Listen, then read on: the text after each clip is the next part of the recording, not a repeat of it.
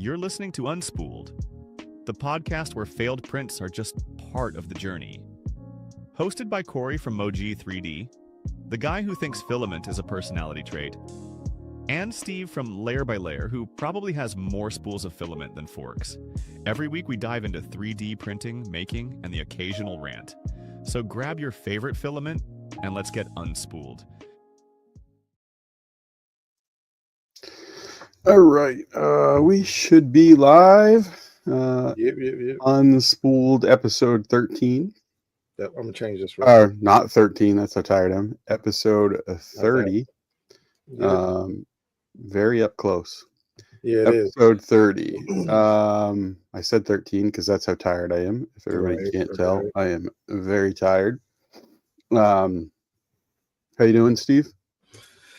Chilling, man. Chilling. Playing with the U1. Working. I think pretty much the U1s have finally arrived for a lot of people. Yep. So it's been fun. Mine included is right over there. Yeah. So now I need to do some like kind of like consolidated prints, I guess. I don't want to necessarily start like I still like making them easier for people to print on one machine, but in multiple pieces or whatever. But yeah, I'll start having some fun with some prints that are done together.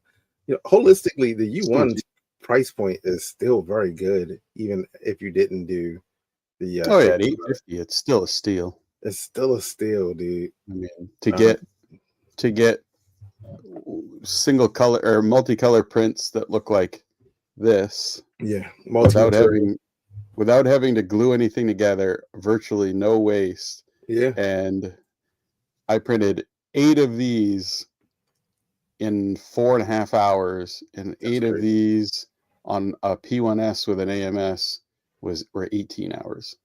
That's crazy. With a ton of waste. It's such a drastic change, dude. So yeah. And I mean, the print quality is just, I mean, it's unreal. Yeah. Like, this is small too, and it's 0.2 layer height, and it's just so it's not just fast with low waste, it's just no or perfect print quality. But I mean, it's not all sunshine and rainbows either. I mean, they've got some things that they should probably work on the firmware side or in the software side of it. The Snapmaker Orca version is not perfect. The fact that it doesn't sync the filament and the colors is an issue. Not an issue, but it's just inconvenient. More than anything.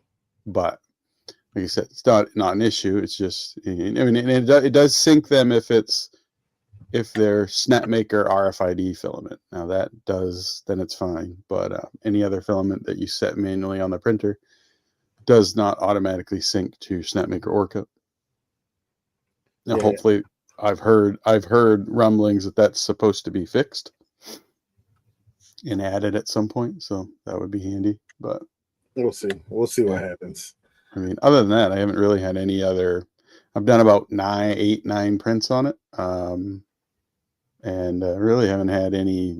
I had a weird issue on Toolhead 4, but that was actually my fault. So I haven't had any issues that weren't my doing.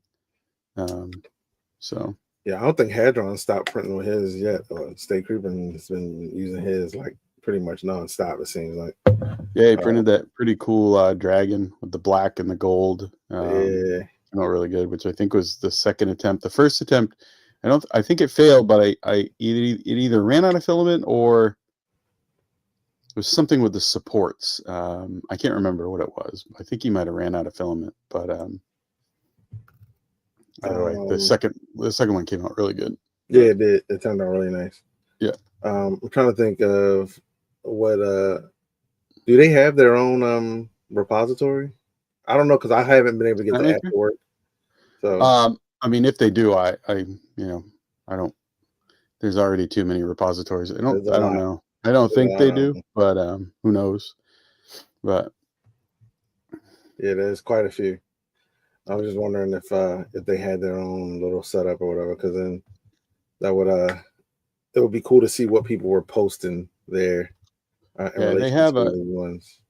they have a Christmas contest going on right now for a print, and I think there's two different contests. One is for filament. The second contest you can win a U1. Wow. So if you guys have, you won't get it until like April or something, right? yeah, it's going to be a while. Yeah, but Mm-hmm. still free U1 for designing and printing a cool Christmas model, which would be pretty neat. A good way to get a free printer. Yeah. But yeah, I've seen a lot of prints, and I have seen some posts. I have seen some posts about the print quality of it not being up to snuff. And I will say that all of the pictures I've seen, it's, if you have been printing for any amount of time, it's pretty clear to see that the pictures, the print quality issues in it aren't the printer's fault. It's the print orientation and the supports that they put on it's fault. Almost all the ones that I've seen. So all the prints that I've seen from people who have the U1 who know how to 3D print, they've all been really good. You know, Daddy Wazzy, he did some like cauldron with like a dragon thing around the top with this like luminescent glow in the dark type of filament in the top, and that print looked amazing. I haven't seen. I need to check that out. That was like an 18-hour print or something like that.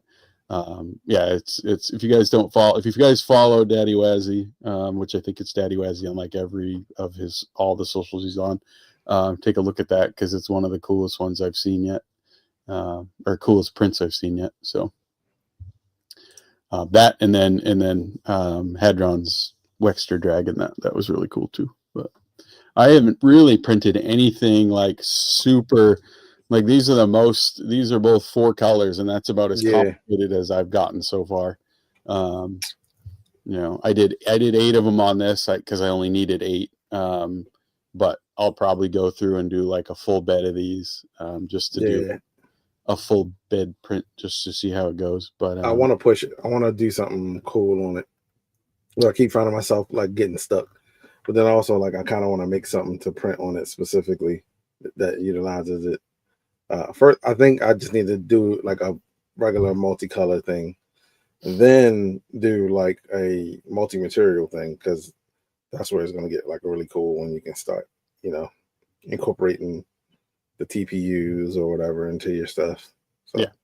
I have a couple box designs that use TPU as a hinge, and then I'm going to test that part of it on it. I'll see how. I'm sure it'll do perfectly fine. But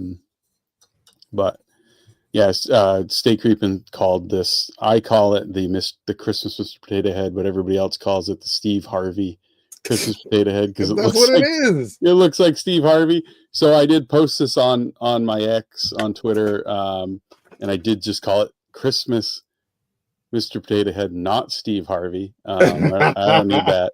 But Snapmaker did reach out to ask if they could repost this and use it on their socials. So again, I did not call it Steve Harvey. I called it, you about to get that call. You about to get that Steve Harvey call. Should I send it to him? Yeah, because he likes that stuff. Don't we figure that out? I thought it was he doesn't like that. No. Send it and make sure you include your contact information. He loves it. I'll send a picture of myself with it and be like, right. Yeah. I'll get especially as a Mr. Potato Head, he's gonna love it. Yeah. But dude, that would be hilarious. But yeah, it's good. I don't have any complaints about it. Nice. I know a lot of people have picked up second one. Polymaker Joel has a second one. I believe somebody else was gonna get a second one. I've heard of other people now ordering number 2s. You're not going to get them for a while, but still good to have them. For sure. I will probably get a second one at some point. When I plan on getting rid of my P1S in the AMS, I'll replace it with a U1. But it'll be interesting. It'll be cool. to see, like a few months from now, what people make. Christmas is a good time for multicolor anyway, because it's just you get so many things with the red and gold and green and white, Yeah, I and mean, whatever else. I think any holidays, like Halloween is big, always big. Any Halloween we have, or any holiday we have, it's always big for multicolored, Yeah. trinkety type things. Anytime you can print something in multiple colors is nice. But I think you'll see. I think when you start to see tool changers like this become more prevalent, I think you're going to see even more, right? Because Mm-hmm. I think a lot of people like myself, I don't print a lot of multicolor because I don't like the waste and I don't like the time, right? It's the time. I don't like the time that it monopolizes my printers for, right? Yeah, To just yeah. get a I'm the little same way, dude. Yeah. trinkety thing. So 8 of these I think it was like 18 hours on my PMS, and I don't want to tie any printer up for 18 hours on a multicolored trinket. So I think being able to do stuff like this in multiples on the U1 in 4.5 hours, that's okay to me. Yeah. If I start to get 100%. under the 6-hour time frame, then I'm like, oh, okay, that's okay. So I think you're going to see even more. I mean, you see a ton of multicolor anyways, but I think you're probably going to see even more of it from the Yeah. people that, don't want to leave. Because there's still people that I hear all the time that are like, oh, I don't like leaving my printers running overnight. So really you have, from the time you wake up till the time you go to bed to make a print. So if it's a day and a half or something like that, which is not uncommon, they're probably not going to print it. But a day and a half print on the U1 is probably 8 hours, Yeah. 6 hours. So It'll be interesting yeah, because, like I have 3 multicolor printers, but yeah, I don't use them all. I don't do a lot of multicolor long stuff. Like maker chips, cool. yeah, Small things, cool. But I would definitely be doing more stuff that's multicolor. Um, I don't know if it'll be like substantial, you know what I mean? But I'll be doing more stuff that's multicolor just because I have access to it now. yeah, Have access to it without a lot of waste, which for me is cool both ways because I still use the waste filament to make stuff out of. So I'm not that upset about it. But I will say, um, I would probably get another one because of the price point and because of the flexibility of multicolor and potential more than 4-color multicolor. So yeah. And then my only negative on it is not. It's not even a negative. It's just an unknown.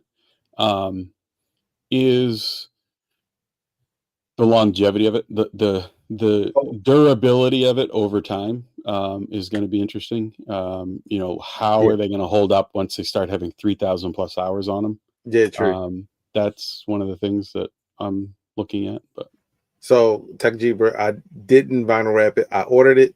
They messed it up, and I said I'll just do it later. And then I got it, and I was like, it's kind of yeah, not that bad not that bad. now. But It I does still its want to wrap job, right? it. Yeah. I still want to wrap it up though. But also, Tech Jeeper said the U1 Facebook post of the day is I can't find any multicolor models online on Thingiverse. Hold on. They're On all multicolor if you paint them. hold on, wait, wrong one. It says, yeah, the I can't find many multicolor models on Thingiverse. What's the best place to find them, right? And then someone said make a world, and multiple people replied, he's got a U1, stupid, not a bamboo. Oh my god. Again, Oh my for goodness, anybody watching that would ask that same question, any model is multicolor if you paint it in the slicer.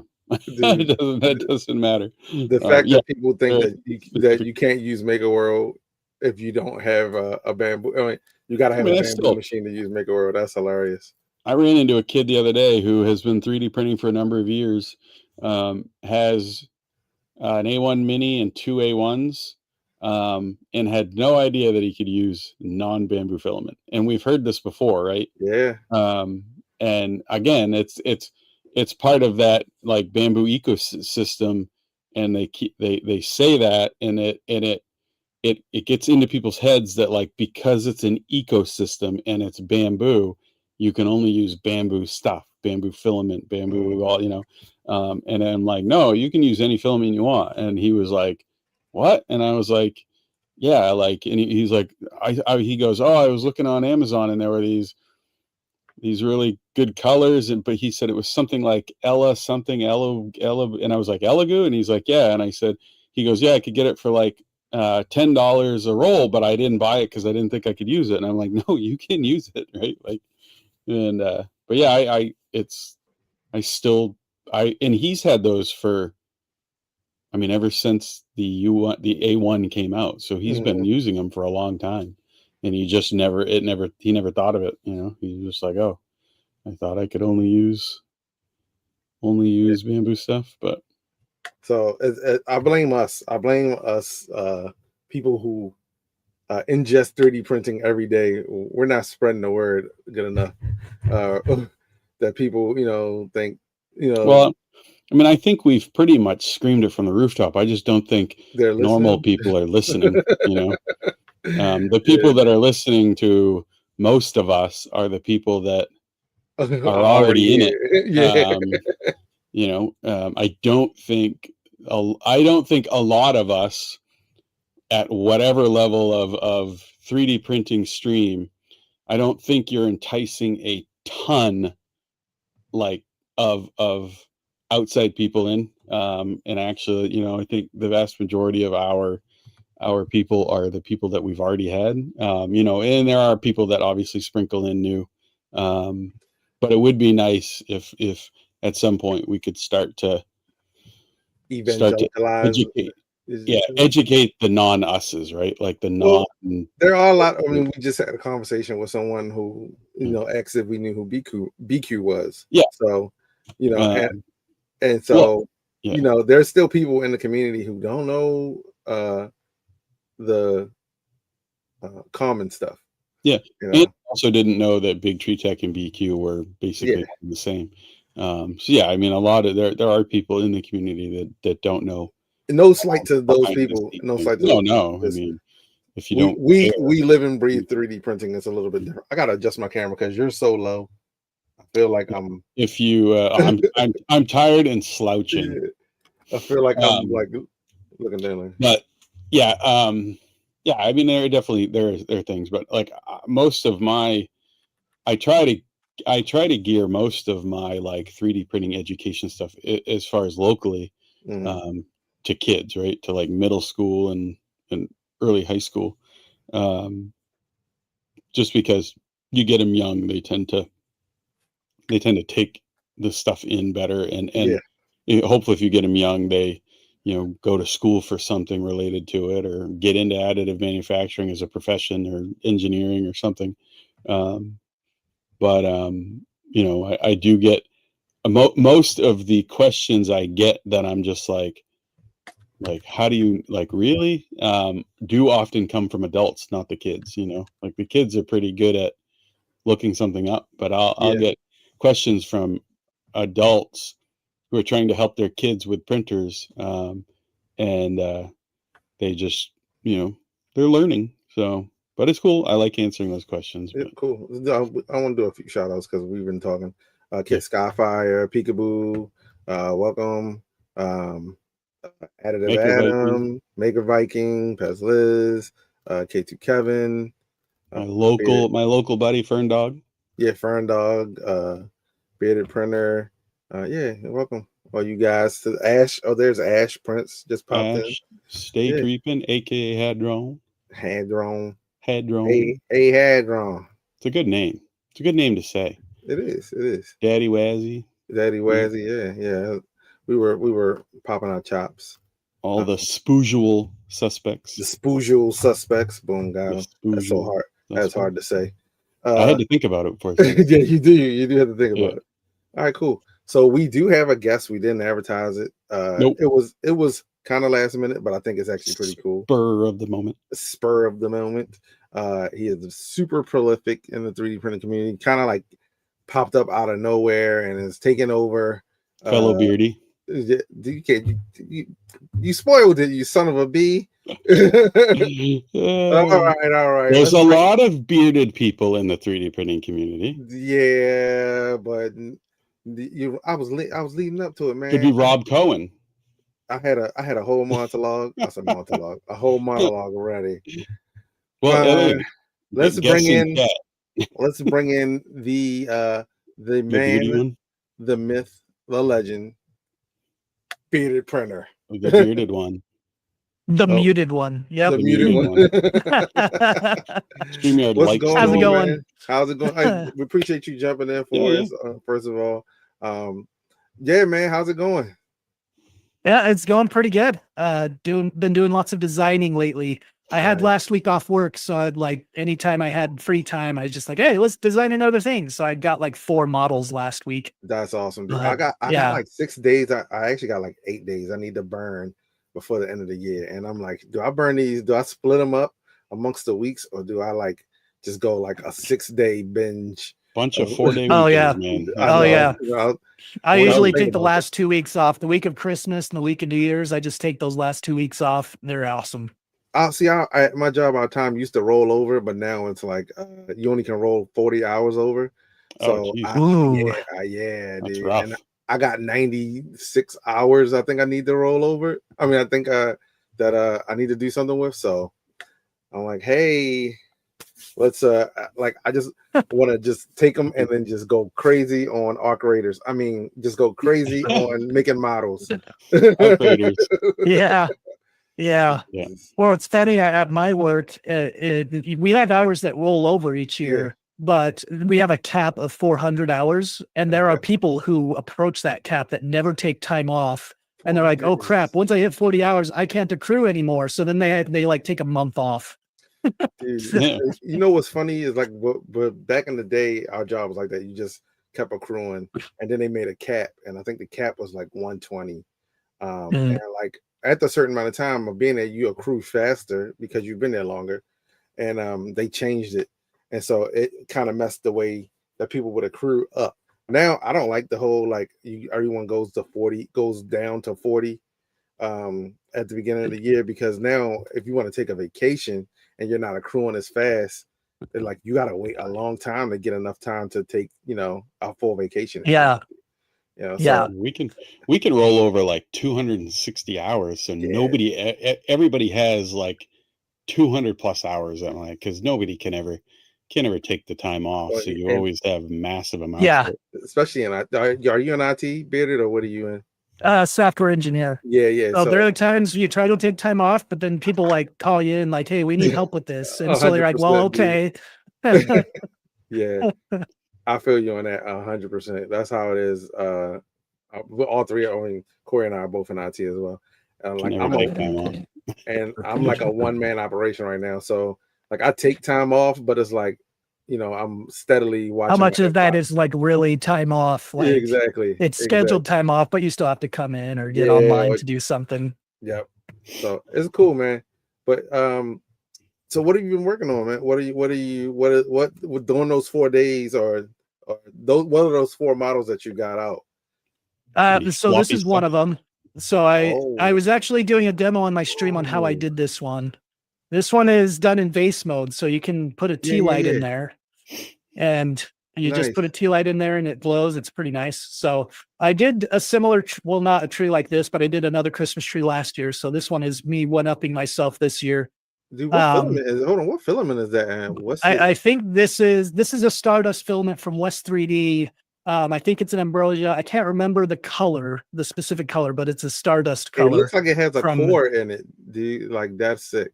Yeah, it looks like it has a core, and like the edges look translucent on it. I don't know if that's just the light hitting it weird or what, but it is. Oh yeah, well you can see it all inside right there. Oh, got you. And you. Oh wait. How are you able to get that done in vase mode with a core? I actually showed that on my stream today. Are you doing a line? Are you doing like a section that comes out of it? Sorry. Don't give away. I'm gonna go. I'll be uploading it onto YouTube, so you can watch it on YouTube when I upload that. This has been something I've been trying to figure out for a while without having like a gap. It's counterintuitive because vase mode, anywhere it's solid, will be hollow. So you can't just make things hollow because then it just won't work. So you have to like fill things in on purpose to be able to print it in vase mode. But then you also have the threads that those can't be in vase mode. You have this hole right here. So I actually made it so there's 25 bottom layers because it's like 5 millimeters deep, and at 0.2 millimeter layer heights, you need 25 layers before you get to the top of the threads, and then you can do it in vase mode. Now I had you could use a modifier too. Yeah, I had a crystal sheet that I did a fake vase mode on, and basically I just made the walls 0.2. So it was like it, and you just print it in continuous. So it kind of like did the same thing, but I wanted it to be cleaner. So that's pretty cool, man. What else did you do? You got anything else cool in there in the works, or nothing that I have with me. These are all. So my gingerbread men, if you've seen that, I did a floppy one, I did an earring version, I did an ornament version, and a magnet version. So 4 different versions, and in each version there was a boy and a girl. Nice. So that one was a fun one. And then I did an ornament, and all the ornaments are downstairs on our tree, so I can't show you the ornaments. The gingerbread men ornaments and magnets and stuff are gone. Because I had family over, and my sister was looking at all my 3D printed stuff. She's like, "Oh, cool!" And she would like take something and put it in her pocket. And she knows that I don't care because when you're prototyping stuff, you just have a ton of extra models just laying around that you don't know what to do with. So anyone comes over, we're like, "Yo, you like it? Take it. I don't need it anymore." Whenever you get a stock of prints that you want to go away, all you have to do is invite family, and they will. Oh yeah. Like I'm constantly giving stuff away all the time because I'm like, get it out. I don't need it anymore. And when you model something, you have to print it for one, to make it sure it works, but for 2, you need pictures of it. Yeah. And you want several different colors as well for that photo. You want like variety. And so then you just have a bunch, and you're just like, what am I going to do with these now that I'm done? So usually before we post it on Facebook, I'm part of a neighborhood Facebook group. And before I post it on the neighborhood, my wife will text family, like, does anyone want these? And usually my family snatches it up. But if there's any left, I'm sure neighbors would be happy to take it off my hands. Yeah, 100%. Like, I don't think people really understand like how much work goes into like prototyping and making sure like they see the model pop up and they're like, oh, it's a cute, flexi waffle, but like the amount of work you put into like making sure that thing works the way it should. You print it, and often it works, but sometimes I'll have a little gripe about it where I'll just be like, it's not quite right in this area, I'm gonna redo it. And so then you have several prints of various iterations, and then sometimes I'll just give it to my kids, they'll play with it, and then after they forget about it, we'll just throw it away because either they'll break it or it's just not something that I would feel like I could give to someone else. Because if it has a flaw, I don't want someone else to have it, because then they'll be like, oh, well, what's this going on? And anyway, so then that's like you work on like a lot of flexis, a lot of like houses and different, like building and stuff. Dude, I couldn't imagine how long it took you to like lock in the building ones, to get. Oh yeah, you can see one right there. Yeah, dude, they look so cool though, man. It's massive. Like I printed it, I'm like, where am I gonna put this thing? It's like sitting in the middle of my floor. But yeah, so sometimes I get lucky and it's like the first try, it's like, oh, it's just right. That doesn't happen all the time though. One of the other 5% things of the time with me, like, I'm just right. Or a lot of times I'm like, it's fine, but then I'm like, I can do better, and then I'll want to like, it's not good enough. Something. It could be better. Yeah. I kind of don't like when it's cool when it does work out the gate, but I kind of like it. To me, iterating and like figuring the problems out are like my favorite part of designing. So like, getting it on the first try is cool, but then you're like, oh man, I forgot about this. How can I do it now? And then like going through the motions, it's like my favorite part. Like the whole. It's really the reason why 3D printing exists, right? It's thought up into these for rapid prototyping. Yeah, it's ingrained into our blood.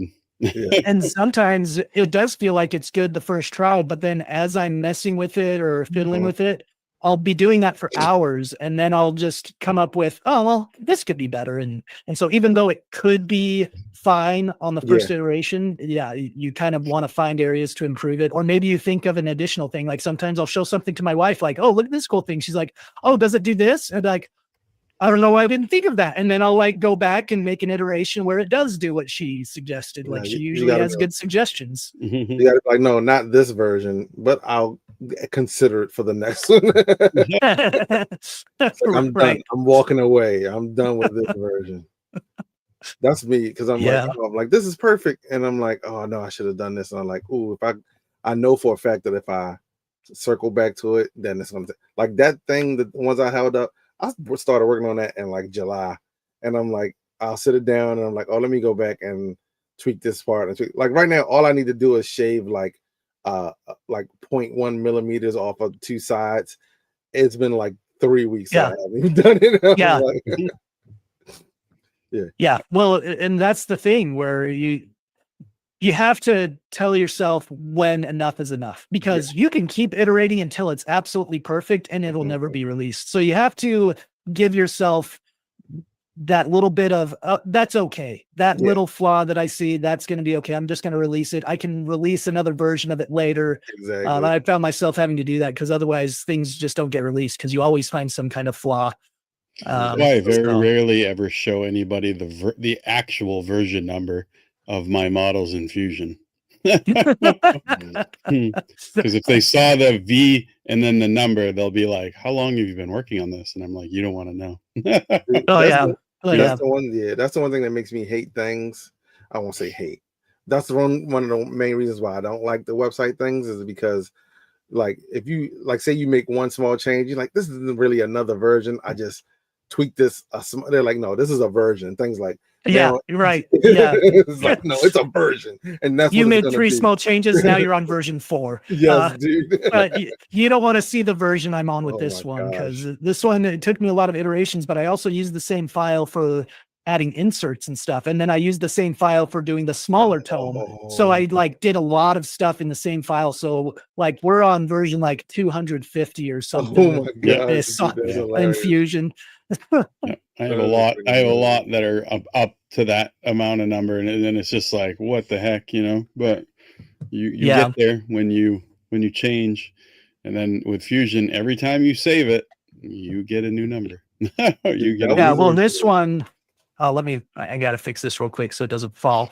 But this one I've been working on, and it's falling apart on me. I haven't glued it together. We can edit it out. Yeah, there we go. You can see this side. I've been doing this German Christmas pyramid, and when I finished this portion of it, it was only at version like 20. And then as soon as I started adding changes to add like a motor so that like the top propellers could spin slowly, I'm now on version like 90. Like, and all I've been doing is adding like 3 components and tweaking it and trying new things. And the gear reduction isn't good enough. Let's try this type of gear. And so now it's like, okay, and constantly printing new stuff. And it's just the version is probably going to be in the hundreds easily by the time I'm done with this. So as a designer, when you just like, I find myself now designing, I'll say in modules in a sense, so that I don't have to reprint the whole thing. Like, do you find yourself doing that more, or are they like, okay. Yeah, sometimes I'll cut apart, so it's just printing the piece that I know I need to make sure that has the right clearance. And then when I know that's right, then I'll print the whole part. Like this, for example, I need to print another one of these, but this is big. So I'm going to cut this in half. I still need the bearing, so I'll leave the bearing hole there. But like, see all these other holes here? This is like where things mount.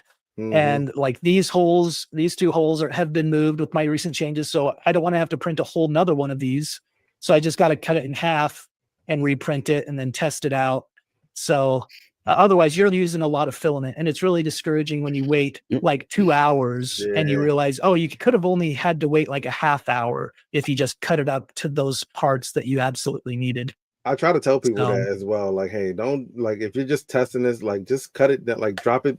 Usually I'll just tell them, like, you can use the cut tool or whatever, or just drop it below the bed, and it'll only print what's above the bed, and you can just go on. Yeah, I use the slicer all the time. I don't even use the I don't even use Fusion to cut it up. I'm just put it in Slicer. I only need these parts. I'll use the cut tool to just cut away certain pieces. Yeah, absolutely. So how long have you been 3D printing? On and off for between 8 and 9 years. Nice. My first 3D printer was an ANET A8, and everyone who talks to me knows about that. And for those who don't know what the ANET A8 is, it's a fire starter. You keep it in your fireplace when you run it, and maybe it'll catch the wood on fire, and you can have a nice, warm, cozy home. Use it for use it for warmth. But I initially got that because I was doing some woodworking, and I just had some rudimentary tools for woodworking, but I had the thought that, oh, how nice would it be to like create my own custom brackets or templates or tools if I needed them on the fly. I'm not going to be able to find them on Amazon or some site. So maybe I should get one, but I was too poor to own a Prusa. The only brands out at the time was like Prusa and Creality were the two main ones that were consumer grade, and I couldn't even afford an Ender 3 because at the time they were like $300 still for an Ender 3 B2 or something. And so I got an ANET A8, which was $170. Imagine the printer you can get for $170 today. No, right? Isn't it crazy, dude? Yeah, it's insane. And as soon as it came in, I just spent, I don't know, maybe 3 or 4 hours assembling the thing. And then I sent a print and went to bed because I had no idea what 3D printing was or if it would even work. Like the first time I sent the print, I didn't even know what leveling the bed was. And so the nozzle just started digging into the bed. And I'm just like, I didn't even stop it right away because I'm like, is it supposed to do that? Right. So I knew nothing about 3D printing. I didn't even look up YouTube videos about 3D printing. I just knew 3D printing was a thing and I wanted to try it. And so that I learned the hard way. You got to level your bed. And then I also learned the hard way. You don't want to leave it unattended. Yeah. So it never caught fire, but in the middle of the night, my roommate saw that the print had failed, so he just turned the printer off for me. So that was nice of him. That was kind. But yeah, I had the ANET ET4X, which I don't think had any reported cases of it catching on fire. But I know at one point the hot end wire like just separated from the PCB, and I wound up like it melted the jumper. And so I wound up basically just soldering it straight to the board. I was like, you know what? I'm gonna solder it straight to the board. It'll be fine. And I remember resoldering components to the board. And and it has been working ever since. I was like, oh, perfect. Yeah. Well, it's funny. There were signs that there were problems with thermal runaway with the printer, but it just didn't occur to me that was caused by thermal runaway. Like, the wires to the heat bed, like where it would plug into the main board, like they became desoldered. And it didn't occur to me that, oh, well, the board must have gotten really hot. No, I just thought, oh, I got to resolder those back on there. So I did. And eventually I got like a new heat bed because the heat bed burned out or something. But there's a lot of maintenance I did on that printer. And what finally was the straw that broke the camel's back was filament run out. I had sent it to print. It had been going for like a day. I walk in the room and it's printing in air. Filament ran out. I was just like, I'm done. I shut it. I didn't even clean off the build plate. I just shut it off and I left. And then when I learned that filament run out sensors were a thing, I was like, oh, maybe I should get one of those. Yep. So yeah, I remember those were like when filament run out first came out, it was like everybody's like, oh, that's novel, right? Now it's like everything has it. If you don't have it, you're just like, that's a crap printer if it doesn't have a sensor. Well, that and then like the fact that like when it's not working, people are complaining immensely. They're like, hey, I sent this 17-day print to the printer and my filament ran out. No one told me. The machine didn't tell me. That kind of thing. Well, it was there was one machine that came out within the last year or so has filament run out, but it was everybody that got one, it was disabled in the menu on the screen on the printer by default. I'm sure that was a nasty surprise for everyone. It came defaulted like that, and everybody was like, "Why the filament runner isn't working?" And come to find out, they had just shipped a bunch of them with it defaulted off. You had to go in and just toggle it on, and then it was fine. I think your audio cut out. Oh, mine did. Mine cut out? Hold on. It might be yours. And it was I can't remember which one it was, but Probably remember. I'm just too tired to think of it.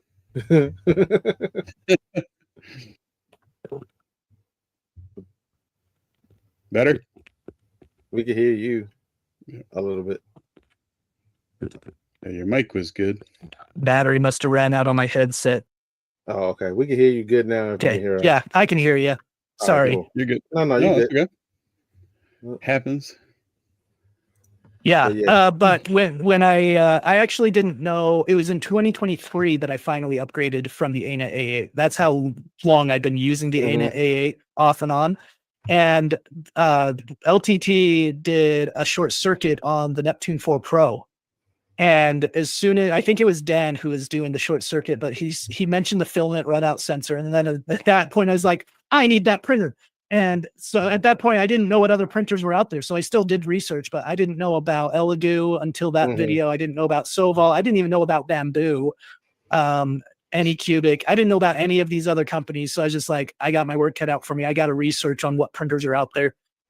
So I eventually did pull the trigger on the Neptune 4 Pro, but the first time I set it up, and I ran through the initial calibrations because I actually watched YouTube this time about 3D printing, so I knew what to do.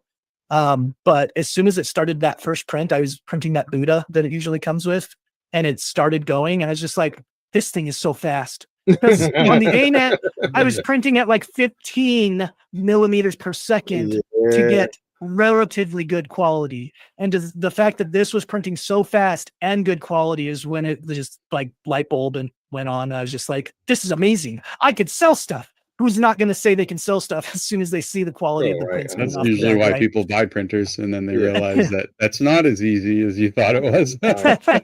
No. Yeah. The worst part is the motivation. You're like, I gotta be motivated to like, do all the stuff. I was like, and then I gotta take it to the post office too. Yeah. Then you gotta take it to the post office. The selling the prints thing did not live very long with me. I found that it was not my thing at all. Yeah. So do you license your models or anything like that? Because I do. I have commercial licensing for my models, but that's actually the reason I started modeling is because I was too cheap to purchase the licensing to sell other people's prints of other people's models.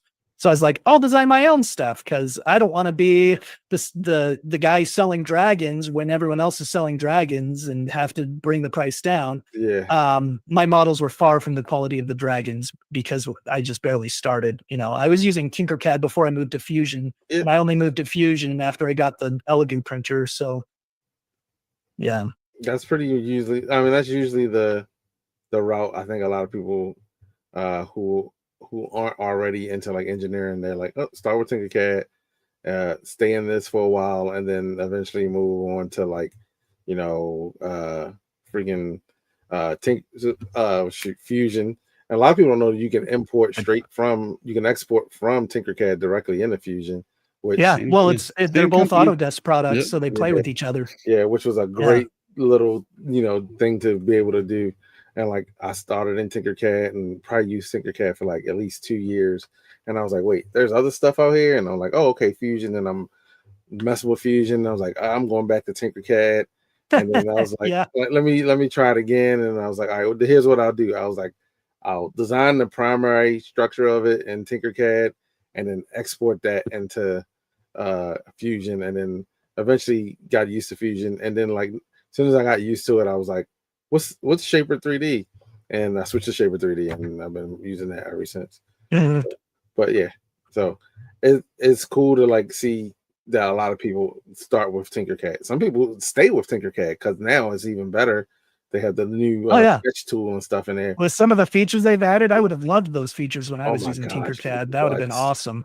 I mean, they never will because it would prevent people from using Fusion. But if they ever added fillets and chamfers, it would be a whole new world. Oh yeah.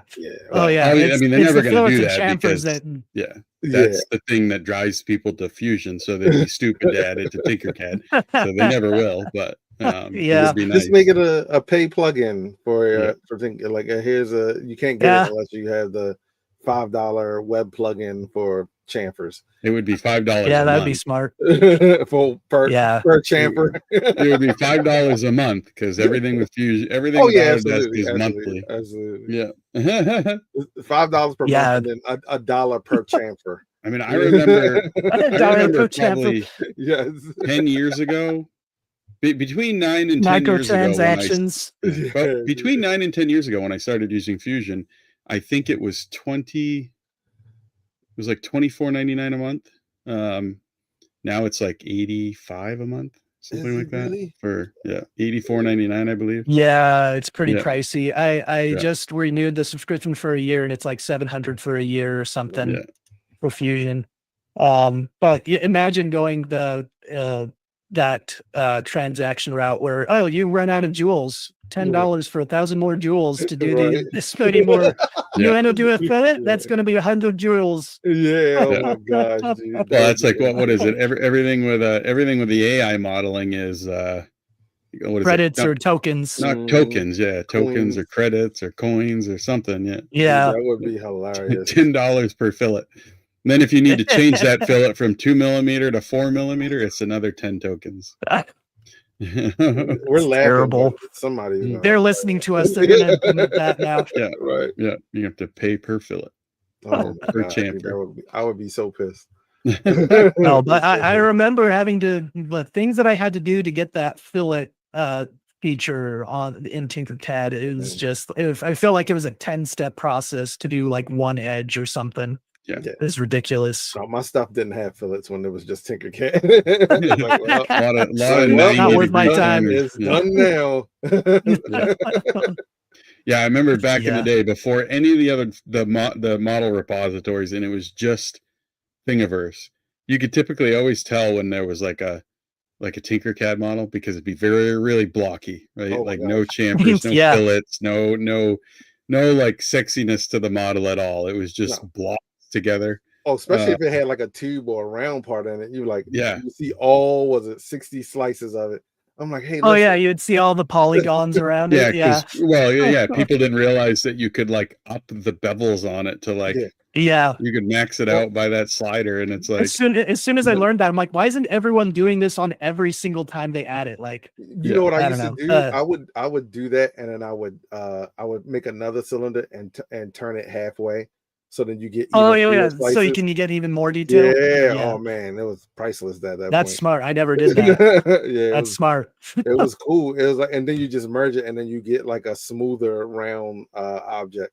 You're like, oh, but like a lot of people still, and you can do that with some of the other shapes as well, but it just made it smoother. I feel like it's still a thing that a lot of people are still using Tinkercad, where on printables you go into one of their contests and see all the entries, and you can see a lot of them are Tinkercad because it's just a screenshot of the model on that Tinkercad plane. And it's just a screenshot of that they submitted. I'm just like, well, great. I'm glad that you're designing. And good on you for submitting a design for this contest, but it's just funny that you can see that Tinkercad, it's a good program.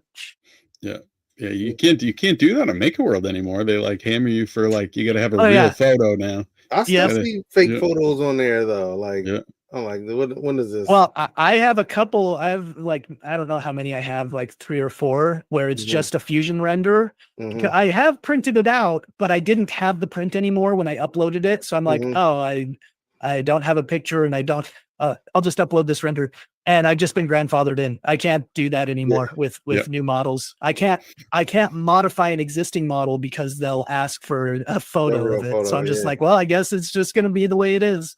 Yeah. I don't want to print it again. Tested it.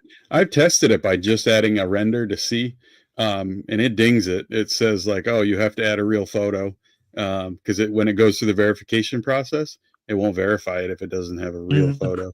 So well, I've also found that it fails verification if you put certain keywords in the description. Really? I had like Orca Slicer listed in the description, and it wouldn't verify it. I had to remove that keyword for it to be validated. That's kind of shady. You gotta do like ORC4. Then it won't get it. All right. Gotta trick the system. And I also get that you had that like if you want to upload a print profile, it has to be Bamboo Studio, and it's like, come on, like I just want to upload an Orca profile. I can kind of like, understand. I know why. I mean, obviously, we all know why they're doing it, because if you're going to be sending it, you know, if some kid's going to be sending it from their phone to their Bamboo printer, it's got to be in Bamboo Studio. But yeah, that annoyed me too, because I was using Orca for everything before they did the security update, where I could still use Orca to send prints to the printer and whatnot. And then whenever I'd upload to MakerWorld, I'd have to make a separate profile to get those extra points before uploading it to MakerWorld. But since they made that change, now I'm only using Bamboo Studio because I'm annoyed at using more than one slicer.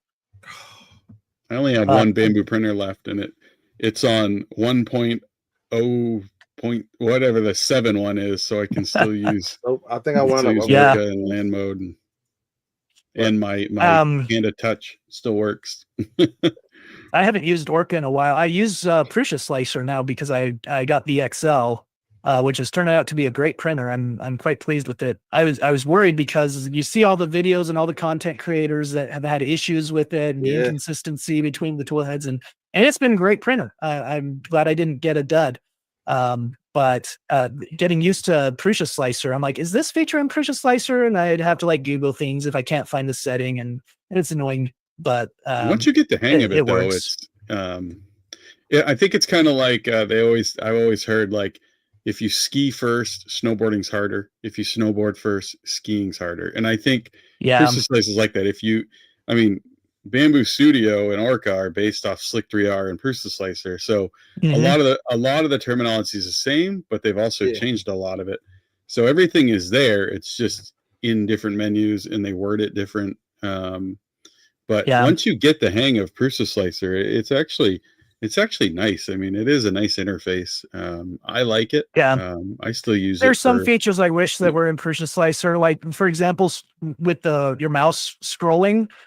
In Orca Slicer and Bamboo Studio, you can enable the settings so wherever your cursor is, it'll zoom to where your cursor is. And I couldn't find that in Prusa Slicer, so I just have to pan around after I zoom, and so it's just small features like that that I wish that was there.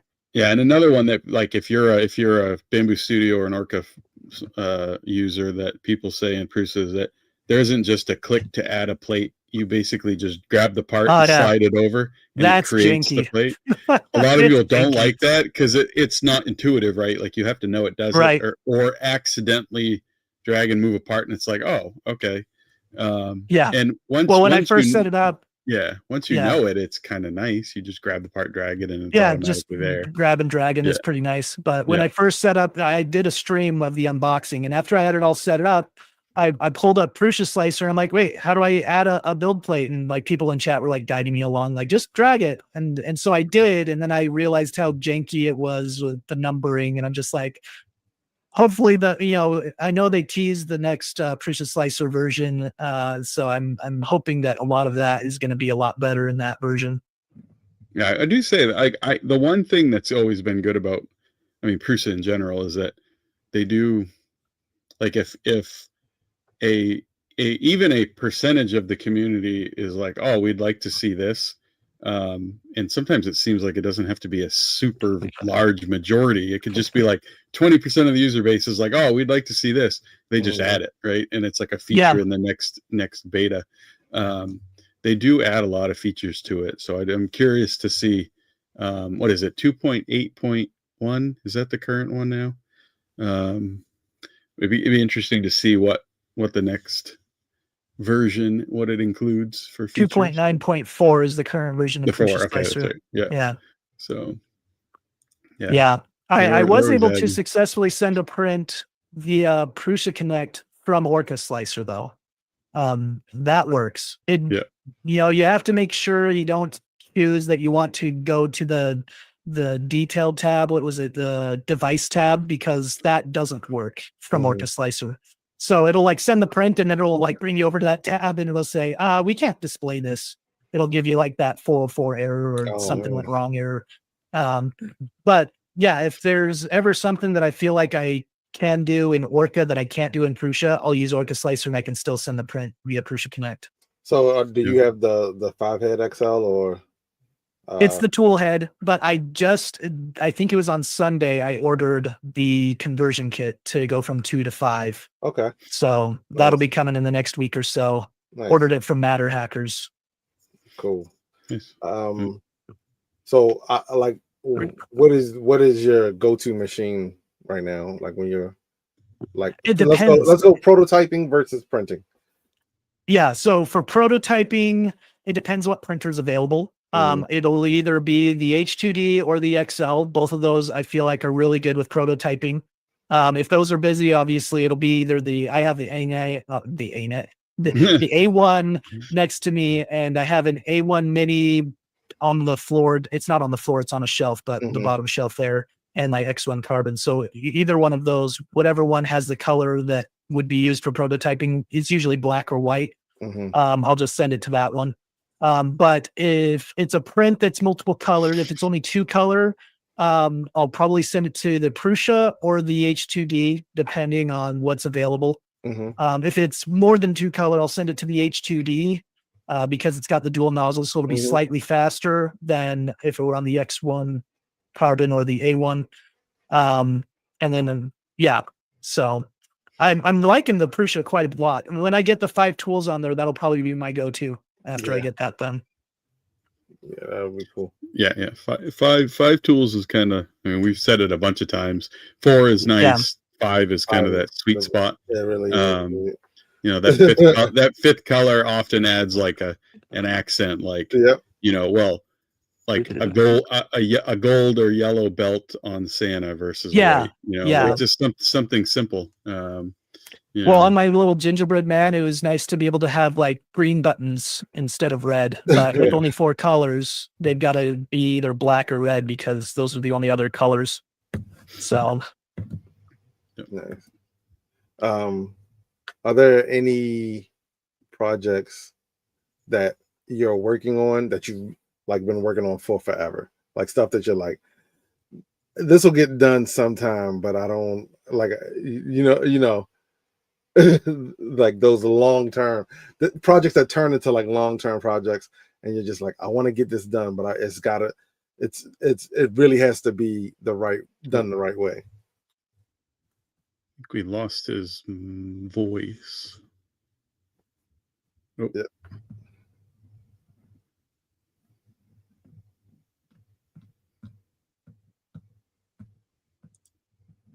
Un momento. Yeah. Oh man. You won right there. Can't see it. It's tucked back it's like right in there. Back there. Yeah. Is it going? Mine's not. Nope. No currently. Machine is going right now. Also, I gotta close my heater. It's hot in here. Like it is. That's also another reason our machines haven't been going, because I'm like, it is way too hot. Thirdly, what's the thirdly? I don't know. Can you guys hear me? Yeah, we can hear you. Yeah, you're good now. Yeah. Okay. My mic died. Everything's dying on me. No. That's how it goes. Things happen I don't have freeze. So hopefully there isn't hopefully now like Steve's mic's gonna die or mine's gonna die. Yeah, right. We're just cycling through all our battery powered items. Right. So as far as long-term projects, there is one that I've kind of just put on the back burner. I've stopped trying. It's my wallet, and it's in a spot where I feel like it's good, but it's not in a spot where I feel like I can release it. Because I feel like the tolerances or the clearances are so specific and tight to get it just right that I don't feel comfortable releasing it to the public, because so many printers are in so many different states of tune and who knows who's going to be printing it on what printer. So I've just made it so it's just a model for me, but every once in a while I try to tweak it to get it a little bit better. My most recent iterations on it, and I wish I had it with me so I could show you how it works, but it prints with PLA and TPU, and I print that on my H2D whenever I needed, that dual material capability. And like the bumpers that holds the cards in, that's done in TPU, and then everything else is PLA, and it has this lever and that you just pull and it like pops the cards out, so you can just grab the card. It kind of fans them out so you can see your cards and you can grab which one you need. So I'd been working on that for like 2 years, I feel like, on and off, just making tweaks, but I don't feel like it's ever going to be ready for the public. I understand. Dude, like I have a Lego ring. It's a 3-finger ring that's a Lego plate. And I printed it, and I think the first time I printed it in True Green from Inland, and I tweaked it. Like I printed it, tweaked it, and got it to work. And I was like, all right, cool. Let me print it in another color. Same model, same tweaks. And I printed it in that filament, and it did not work. So I was like, well, let me try a third filament. Printed it in that one, it did not work. And that's when I realized, even though usually you have usually it's ABS and probably ASA as well, but are often known for their shrinking percentage. Yeah, different materials shrink at different rates. But it also applies to PLA. It just may not be. Yeah, I think PLA's shrinkage rate is like 0.8. What is it, like 0.8? Whereas like PLA can be or like ASA can be up to like 2.3, something like that. Right. But well, and that's what I found with this wallet thing, where like I would originally design it to be PETG, and I would tune it and adjust it, and then it would be just right. And then I would print it in PLA, and it would be off. And so, well, I only have PLA this time, so maybe make some adjustments so it works in PLA, and maybe have 2 versions, one for PETG and one for PLA. And then when you're incorporating, like now we have TPU involved, so it's just one of those. It's hard to get just right, and I just don't feel comfortable ever releasing it, but it's one of those things that I feel like I'm always going to be working on. Yeah. I got that between the ring and something else that I was working on that's Lego related. Those are the 2 things that I'm like, I want to get this to work, but I got to figure out a way that that people won't print it and be like, oh, because they'll eat you up on Maker World. They're like, oh, this thing. If it doesn't work just right, just by squinting it, it's not good enough. Yeah, dude. Plus, to try and Lego, like inherently one of the most difficult things to design and print on a 3D printer. They will roast you, dude. Their tolerances are like a Lego block tolerance is like thousandths of a millimeter. Oh, like, and that's and they're known for their like crazy tolerances, and they just don't lend well to. I mean, that's why a lot of the Lego 3D printed projects you see are oversized, because when they get that big, it's easier. It's more forgiving. Yeah, but when they're Lego size, I mean, it's really tough. I mean, I've tried it, and you might get it to work, but to release a model that other people are going to be print, I mean, it's a crap if they're going to print it and it's going to fit. Yeah. So, if I'm designing something specifically for me, I'll really tune in those clearances so it's just right. But if I'm releasing it to the public, I always add some wiggle room so it's still somewhat loose. So if someone prints it on an ender for some reason, it'll still somewhat work for them. What do you mean by for some reason? I don't understand that part. And I mean, I just don't know why people would use an ender. Just kidding. I'm sure there's lots of people that still use their ender. I actually have a coworker a couple weeks ago. Oh, did you? I have a coworker who knows I was into 3D printing, and he came up to me. He's like, I have an ender that's not working. Can you fix it for me? I'm like, yeah, sure. I looked at it, and I just had to replace a couple things, and then charged him $20. And just like 2 or 3 weeks later, he's like, it's not working again. I'm like, just sell it. I don't want to maintain it for you. If you can't maintain that, get rid of it and get a different printer. It's you. You're doing something to it. I don't want to be. Well, I mean, that's the thing. I mean, I mean, it's impossible to say the percentage, but the vast majority of printer issues that most people have, it is a user issue. It is a user related issue. Until you've been seasoned enough to figure them out on your own. And I think the people that stick with it are the ones that recognize that and are able to learn the skills they need in order to fix it. And then some, you'll have 2, either 1, they get frustrated and they quit, or 2, they will habitually blame the printer to the point where they're like, 3D printing sucks, and then they get rid of the printer. It's like, but well, it's funny with my ANET, I would print things like those gear cubes, and the tolerances were just so terrible on that printer that even with the clearances they provided, I would have to like sand stuff down for things to fit. And I never once thought, wow, the designer just did a terrible job with this. I always knew, well, my printer is just not very good, or I don't know what I'm doing. Maybe it's me. I don't know. Maybe I'm doing it wrong. So I never blamed the designer for that. I just had a crap printer. Dude, that's happened to me where like I print something out and I'm like, fudge. I forgot to add some tolerances to this piece. And now I'm sitting here trying to like jam this thing together just because it's a prototype. Files out to stuff down. My files are all over here. I got the Harbor Freight files, like the big ones. Like, yep. Dude, yeah. Instead of reprinting it, you're just like, I can make this work. I'll just change the file for the next time. Yeah, exactly. Or used to be carpet, now it's just PLA dust. Oh yeah, you just got PLA dust. When you rub your hand along the surface and dust comes up, that's PLA. It's not dust. It doesn't hurt you if you blow on it while you're filing it. It just blows all the dust away. And doesn't go back up into the air and then into your nose. Right. We all have a nice protective PLA or PETG coating to the inside of our lungs.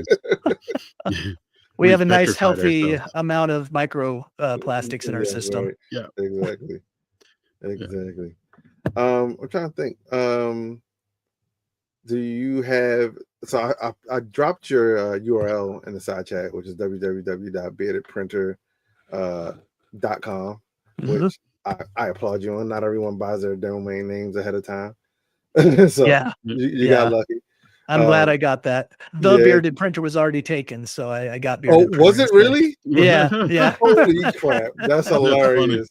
That is freaking hilarious. Listen, when I used to do like help people set up their websites and stuff, and like as soon as they would come to me and they'd be like, hey, I want to get a website, and I'd be like, well, what do you want to call it? And then like this, I was like, go buy it right now and then come back. Like we can talk about the other stuff later.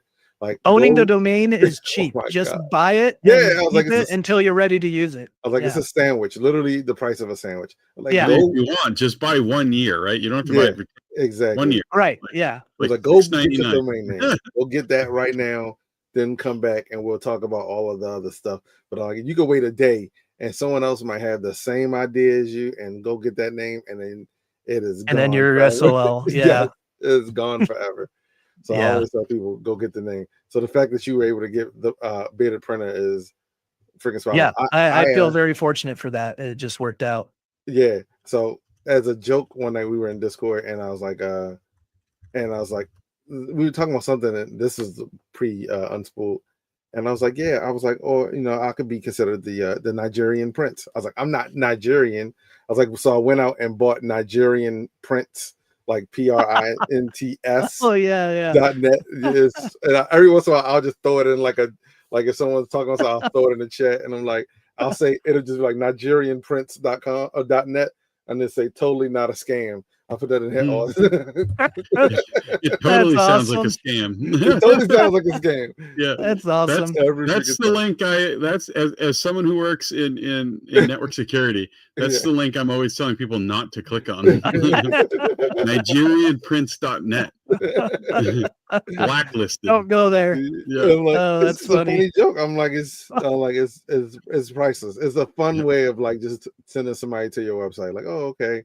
Yeah. Check my website. It's NigerianPrints.net, and they're like, what? I'm like, because you see it and you read it, and you're like, oh, it says Nigerian Prince. But then when you say it out loud, you're like, oh, yeah. Well, then they click on it, and it forwards to layer-by-layer.xyz, and they're like, what the hell? Like, that's weird. What just happened? Did I get hacked? I think I got good. Cool. Yeah, I'm glad that I got the domain that I got, and then even all my socials are really easy. The only one that's slightly different is on Maker World, because someone had used my username. I thought, oh, someone took it, but when I looked them up, they had my models on their profile. I'm like, that's stealing. That's not nice. I reported them, and like within the same day it was taken down. But in the meantime, I already created my profile with my username, and I don't want to change it because I already have links everywhere that go to it. So that's the only one that's slightly different than the others. That's mine was easy. Moji3D.com. Nobody had that. Yeah. Doesn't exist. That's nice. Well, there's another guy in it, but I think he goes by Bearded 3D, just Bearded 3D. It's not anything, no print. Oh yeah. Yeah, and he had I saw him actually in somebody's stream once, and when I saw the name, I was like, I thought you had changed your name. And then I looked and I was like, oh, it's a different. Yeah, he's just Bearded. Yeah, there's also Bearded Bucket as well. So people confuse me and Bearded Bucket all the time. Sure like people would be like, "Oh, did you do this one thing you said you were going to do?" I'm like, "Wait, what are you talking about? Are you sure you weren't talking about Bearded Bucket?" Right. Yeah, he also has an awesome beard. But I feel bad. There's one time, and I don't think I ever responded, so that's why I feel bad. But some guy messaged me because he wanted the Bearded Printer domain because that's kind of what his business was. Mm-hmm. But he's like, "But you already have that domain. Is there anything you can do?" And I'm like, "Well, there's nothing I'm gonna do. Like I'm not gonna be nice and just give away my domain and my identity just so you can start yours."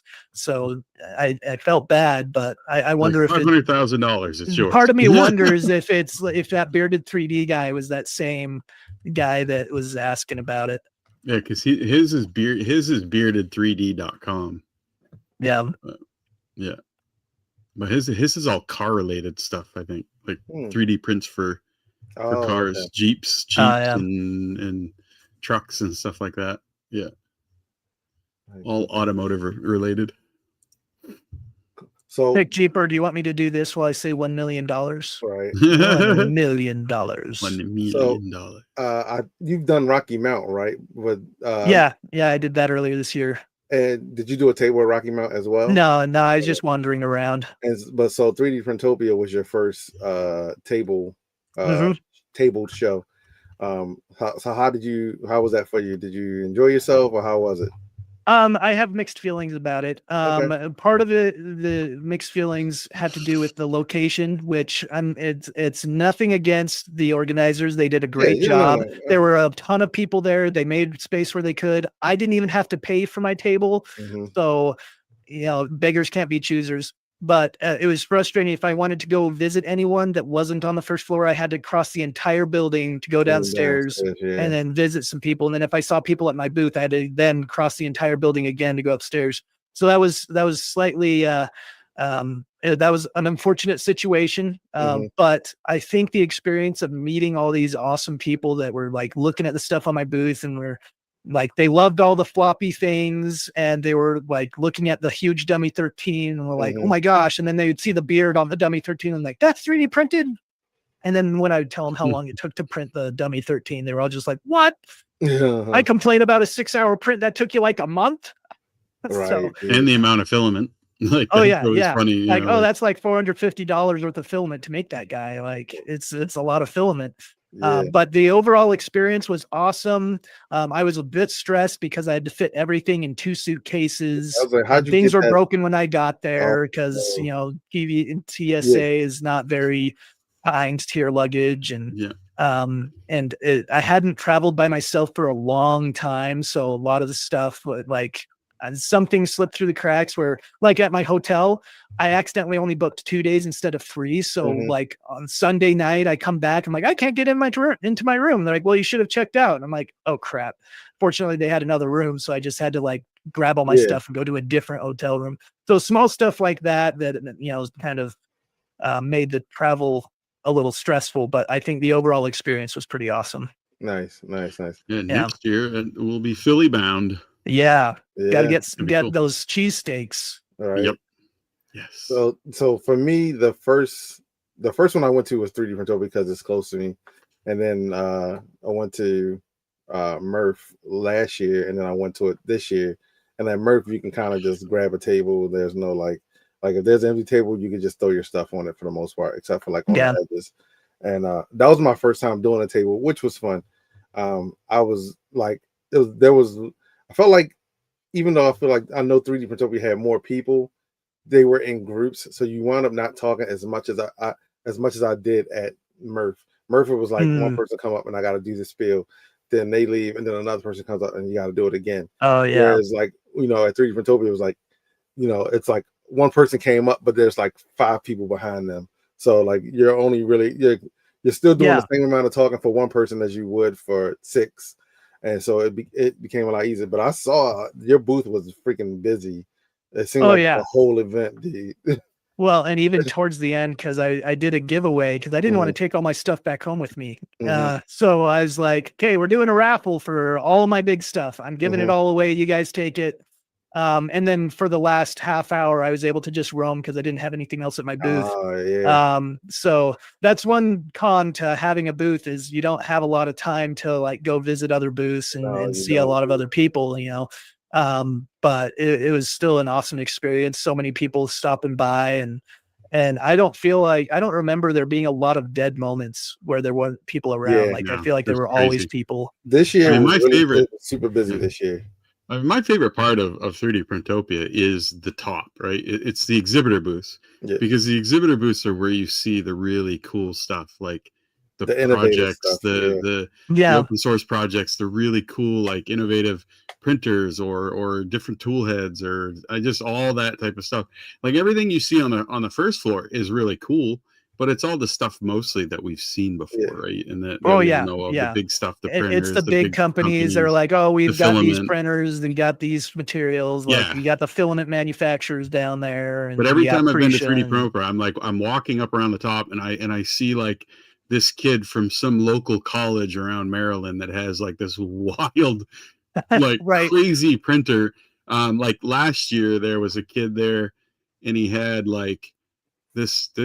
It was like a Rook style printer, but it had like 9 different tool heads, like cutters and markers and pens. And, oh my gosh, that's awesome! Ink and it was wild. And he was making like dice. He was making D&D dice and cube boxes and stuff as well. Yeah, so he had this tooling thing set up where it would go down and CNC the dice. Yeah, and that's then cool. He would change the tool head. And it would come down through and color it. Like, and it would drop like, I think there was one, it would actually melt plastic in the holes to like, for 3, it was crazy. That's stuff. Crazy. And it was all, everything was automatic, right? Like he swaps the tool heads and it does it all itself, like no manual intervention between different imagine tool heads. The configuring to get that just right with all the like variations. The firmware behind that, like the firmware that's controlling that, like he that's the stuff that I like at 3D Printopia is like those odd projects that some kid in his basement is doing. Well, even at Rocky Mountain, there was that table of just college students that just built their own printers. No, I saw them in the videos. That was pretty cool. Well, like the antithesis, there were 2 tables there that had the antithesis. That's that type of stuff where you're like, it's like, oh, it's just a 3D printer, but it's like a 3D printer that nobody's ever seen like that before. Like that's the stuff that's really fun. Or like Happy Manufacturer. I remember they were there again this year, but they were there last year, the first time I had ever seen them. But an older guy, super nice guy, but he has just Happy Manufacturing, but they were just Vorons, but they were some of the cleanest built Vorons I've ever seen in my entire life. And he does custom laser engraved panel kits for Vorons. Oh, that's nice. Or any custom printer you can have him do it. Yeah. And he had had these like really intricate like diamond designs engraved in these panel kits.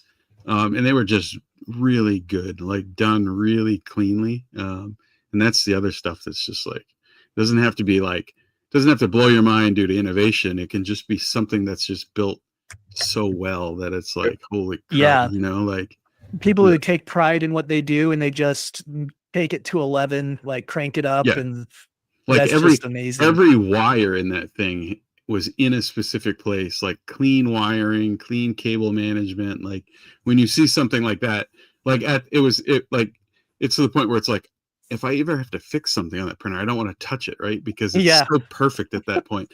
It's like modding a Porsche, It's like you don't want to mess it up. Yeah. So are you planning on going to Rocky Mountain in April? Yeah. I do plan on having a table this time at Rocky Mountain. But I need to plan my day out a lot better because I found at 3D Printopia, the day just got away with me. And I even brought like a derby car to compete. But like by the time I realized I never entered it, like it had been done by like an hour. So I'm just like, oh, well, I missed that opportunity. So I definitely need to plan out my day a lot better and pay attention to the time and feel fine about like leaving my booth for a few minutes to go do this and that. Cause I honestly felt like I wasn't allowed to leave my booth because I was worried people would stop by and have questions or even take stuff from the booth. They definitely would take stuff. That's going to happen. Yeah. I found some things were missing every once in a while. I would leave and come back and later I would find, oh, where'd this model go? Someone walked off with it. Yeah. So it's hard when there's so many things being given away that, people just assume everything's up for grabs. My eyes are going in like 7 directions. I'm like, yeah. Oh yeah. Well, yeah.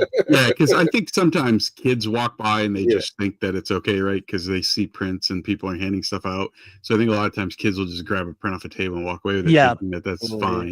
And there's nothing nefarious. They don't have that mindset of, oh, I'm going to take this while they're not looking. They just don't know. It was kind of funny though, because I got somebody had Nathan from Positron had given me that CNC cut maker chip, the maker chip. So it was the CNC cut aluminum, and they only had 10 of them. So they like selectively picked people around. Oh yeah, that's nice. So Nathan walks up real early, or it was Friday night when we were setting up, and he gave me one, and I was like, "This thing's the coolest thing in the world," and I had it. And sometime during Saturday, it disappeared. Right? Oh no. So I was like, oh man, I set it down on the table and some kid took off with it, or some other one of us saw it and was like, I'm going to 5-finger help myself to that. So all day Sunday, I was bummed, right? And then I got back home. I flew home. And hold on. I'm cleaning out all my stuff, and putting my stuff away. And I got everything put away, and I go to pick up one of my suitcases, and I hear this ting, ting, ting on the floor. And I look down, and it's that friggin' coin. Yeah. He skipped some parts. He was accusing like everybody of taking it. No, I'm not accusing. I was just like, somebody must have taken it off the table, right? Like I set it down, and someone walked away with it. I didn't know. He's like, anybody got video? I want to watch the video and go back. So either what happened is I either went to go put it. My suitcase was on the ground, kind of under the table with stuff in it, like extra maker chips when I was handing out. So either I went to go put it in my pocket and I missed the pocket amongst all the craziness and it landed in the suitcase, or I put it on the table and then it just got knocked off the table in the suitcase. But I remember I posted something like Monday night or Tuesday night on social, a picture of it. And I'm like, if I accused anybody of taking this, I'm sorry. Oh my God, it was hilarious. Yeah. Yeah, well, that reminds me of me when, like, this was years ago. I'm always misplacing whatever tool I'm using or whatever. And for a while, I'd always like assume someone stole it. Like, I lived alone at my house at one point, and I was working on the back patio, and I misplaced my drill, and I assumed, oh, someone stole my drill. They walked into my backyard, got my drill, and left. Like, obviously, like that's just silly that someone would do that, but I eventually came to the conclusion that it's usually me who misplaces it and not someone else taking it. So I'm usually, and this is why it reminds me of that, because every time I would have a freak out moment where, oh, someone took my stuff, and then I would realize it was me that misplaced it, I'd be like, oh, now I feel stupid. What was it? Last year, 3D Printopia, somebody had done that. They set their phone down. And they came back, it was one of the volunteers, and they came back to the volunteer table and they were like, somebody stole my phone. It was right there, and they had left, and they thought somebody had taken it off the volunteer table.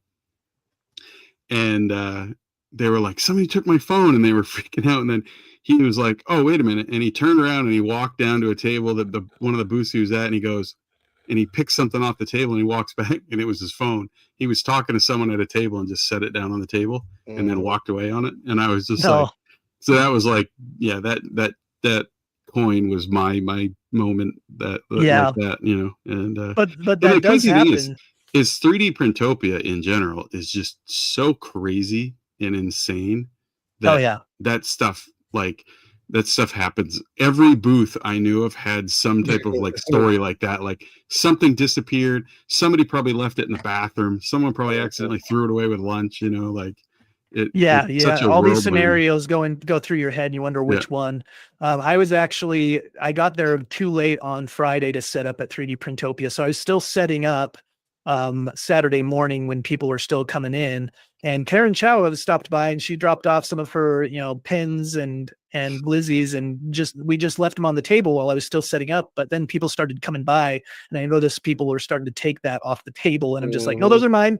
Those are mine.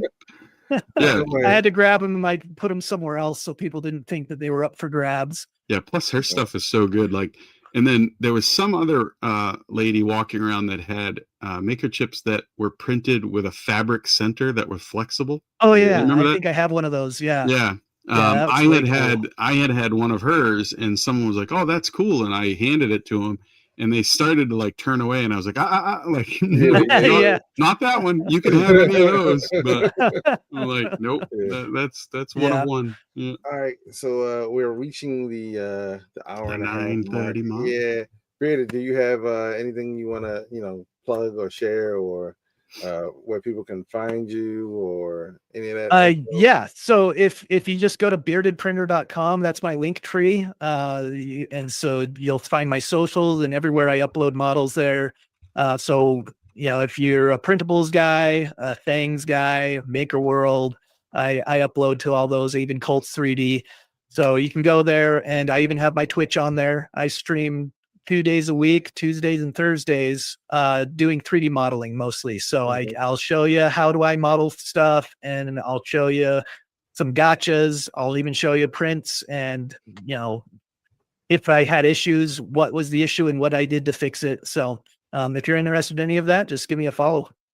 And you're Bearded Printer on pretty much every social, right? X, Blue Sky, Instagram. Yeah, on Maker World, I'm bearded.printer. Okay. Nice, cool. But yeah, if you just go to beardedprinter.com, all my socials are there. So if you don't know how to find me, if it's not pulling up, if you just search my name, just go there, and then there's a link to Twitter or Blue Sky or whatever. So all right. So once again, appreciate you coming. Real quick, what's your favorite filament, or like filament color or aesthetic? Go. Boom. Right now it's this one. I wish I could remember the specific name. It's on my rack up there somewhere, but it's ambrosia, and it's a stardust color. We'll look it up. Is that that is a cool color. Is that Prince of Persia? It is not. I do have Prince of Persia. I have ASA, or it's ABA. I think it's ASA Prince of Persia, but this is not. Hold it up one Prince more of time. Prince of Purple. Prince of Purple. Is what I have. Yeah. But this one is not Prince of Purple. This one is a Stardust. I could probably find it real quick. Don't worry about it. Yeah. Make people go to their site and check it out. Look it up. Go look it up. Look it up. It's a Stardust. Appreciate you coming by, man. Anytime if you're working on anything, you want us to plug it, feel free to let us know or whatever. Once again, Bearded Printer, guys, make sure you support. If you're not following him, go follow. He has clubs on some of the sites. So, if you like what he's doing, then make sure to go and support him. He's bringing some fun back to 3D printing. He's making fun stuff, making tactile stuff to kind of, it's fun, and people like to play with it and talk about it. I always pop him from time to time, and he's making something serious. And I'm like, well, when are you going to make it flexible? And I was like, the giant pen is still my favorite. Yeah, I love the giant pen. Yeah, I got one right here. Yeah, there we go. In case nobody's seen it yet. And it's also because it's a giant model of my favorite type of pen, the zebra. Yeah, that's what I modeled it after. I've got a zebra right here. The best pens. So real quick, they used to have a short zebra that it was literally like this long. Was it one that opened telescopically where you just pulled it? It was one that it was this long, and then when you would take it apart, it would turn into a full-length pen. Oh, I haven't had one of those. I freaking love that pen so much. I had one where it was short, and you could pull it, and it would like open up like a telescope, and then you could write with it. Yeah, listen, don't get me started on. I'll go down a rabbit hole on pens and notepads. I don't even use them. I just want them. I was like, I just want them for some reason. Yeah, but, zebras were my thing as well. The F301, F701. Yeah, F302. I think there's one. I'm a 0.2 millimeter. I want the fine. You're extra. You're extra fine. Yeah, I like the extra fine too. Yeah. I want it just like it's. I want it to feel like it's cutting the paper as I write. You know? Oh yeah. Put too much pressure, does. it'll just slice the paper. Yeah, just slice the paper. Just slice it. So yeah, sometimes it does. Like when you actually, if I get dry, like a real sharp point, if it starts to dry out, it'll start to scrape it. Yep. So, like I said, once again, we're gonna drop you off the stage and then do our outro. Yep. Thank you so much for coming through, man. We really thanks a lot, guys. Yeah, it's been awesome. Coming on, yeah, it's been awesome, man. See you later. See ya. See you, man. The bearded one, cool guy. Yeah, I liked his. I loved his pen stream. That was cool. All right, let's find out while we're talking, while we're bantering. Jano's on. Shenanigans is on. Who do we want to raid into while we? Is Jules on? Yeah. Is she? Yeah. We can raid into Jules. I don't want to see her. All right, guys. Well, thanks for joining us and chatting with the Bearded One. And again, Bearded Printer, if you want to follow him at all his stuff, he does cool things. If you like fusion modeling, he's awesome at that. Twitch. So make sure you watch him because we watch him and he does good stuff. So stay with us while we go raid Jules, and we will see you next week. Yep. Later, guys. Later.